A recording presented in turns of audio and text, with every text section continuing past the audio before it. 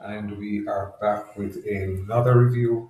And this time we are looking at the game between Iran and Belgium. Belgium started this game with a number of changes. Jeremy Doku, he was not in, he's out with illness. He was replaced by Salamancas. The Catalier was replaced by Lukaku up front. Onana, he was also replaced by Nicholas Raskin, the Rangers midfielder. And Timothy Castagna, he made way for the Copier at left back. And this game was all about Belgium and their attack. It was all Belgium in the first 23, 24 minutes, and they just kept at it. Iran almost took the lead though in minute number 13 when Belgium keeper Courtois was forced into a very smart save down low and to his right from Terami, the Iranian forward, and he was very busy all game. He kept that Belgian defense very honest, and he should have gotten a goal in minute number 25. And that was one of the sticking points in this game for me.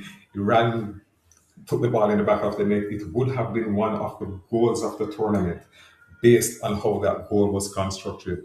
Free kick to Iran, 25 yards out. Safi stood over it and he stepped back as if he was going to hit it goalwards, but instead he just played it along the ground through the wall to Mediterranean, who was standing in the wall. Tirami control turn and fired it under Courtois into the back of the net. However, he was ruled offside and it was just mere inches, but that was a goal that was coming straight from the training ground. You could see it. It was definitely something special, and it was horrible that football lost that goal and that the Iranians lost that goal because of these forensic offsides that keep getting called.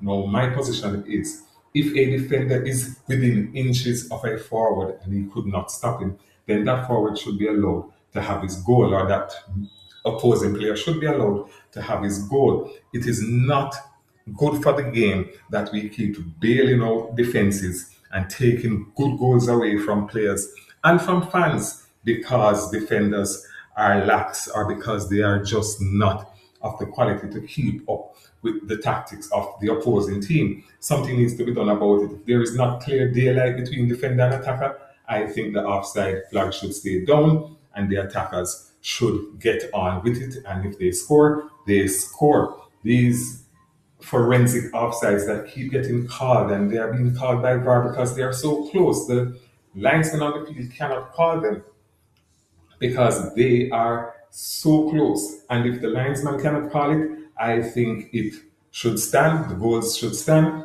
and we should just move on. It is as simple as that. Stop wasting our time with these VAR calls for offside.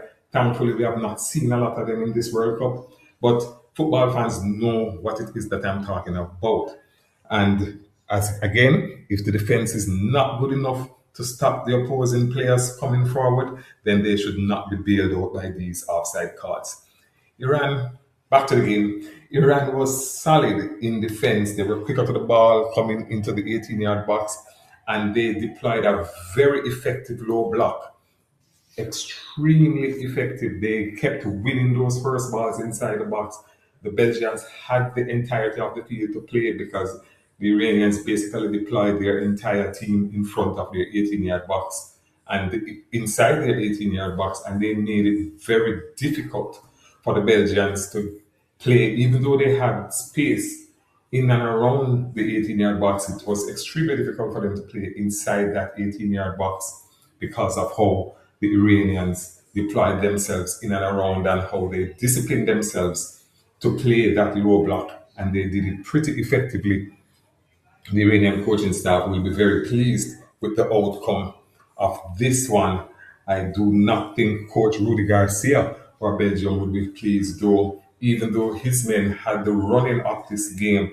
I mean, when you look at the ball possession, Belgium would have dominated that extremely well, and but they did not.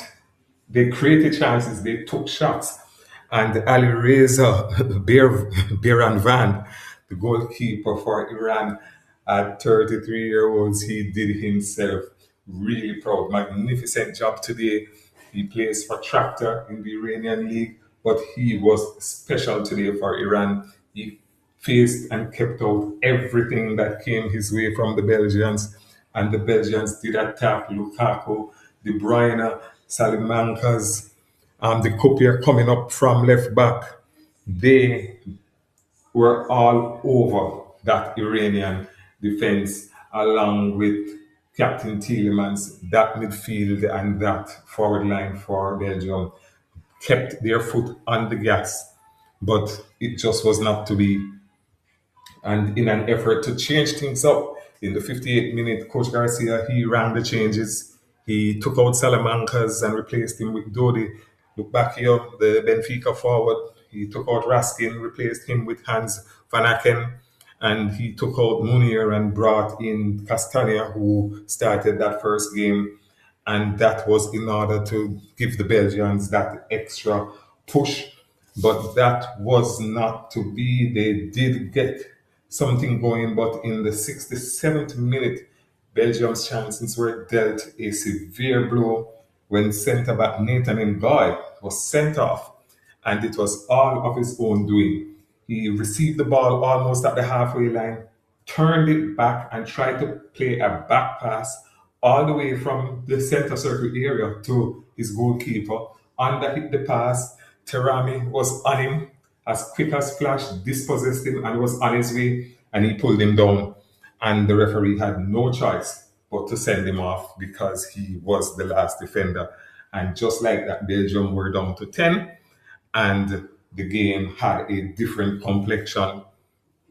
Lukaku, he was brought off in the 78th minute and he was replaced with Eintracht Frankfurt centre back Arthur Tete as Garcia decided that a point was better than no point.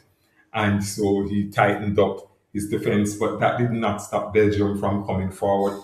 They kept attacking, they kept pressing because they needed that goal. They definitely needed that goal. They needed those 3 points based on how this group is set up. The Belgians really needed to have gotten something out of this game, except for a point. They had only taken 1 point in their game against Egypt.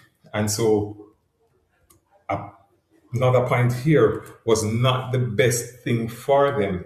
They needed to have gotten something more out of this game than another point, but that's all they were able to get. And so this leaves this group's very interestingly poised. Belgium and Iran are now both on 2 points. New Zealand and Egypt play later today, and if either of those teams win, they will move to 4 points on top of this group.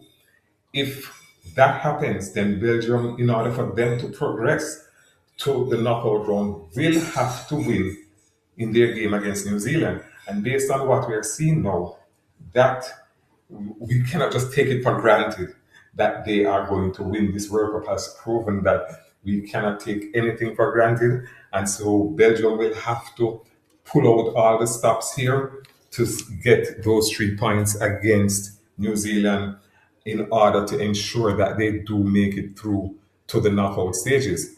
But if Egypt or New Zealand wins in this match later that they play, then it will set the cat amongst the pigeons because then it will all be left until the last group stage game to see what happens with these teams. They are all 4 teams in this group are in with a chance of making it through. And because of that, the Belgians are going to be extremely worried. They are going to be extremely concerned that they will have to win their last game in order to progress. And so we are left to see how they will perform. But it was an exciting game, even though it ended 0-0. It was a very good game, a tactical game, attack versus defense. And unfortunately for Belgium, the Iranian defense came out on top in this one. And we move on to the rest of the group stage games. And that would be the next game against New Zealand and Egypt later today. So until next time, keep playing. Remember to like the video, subscribe to the channel, and have a good one.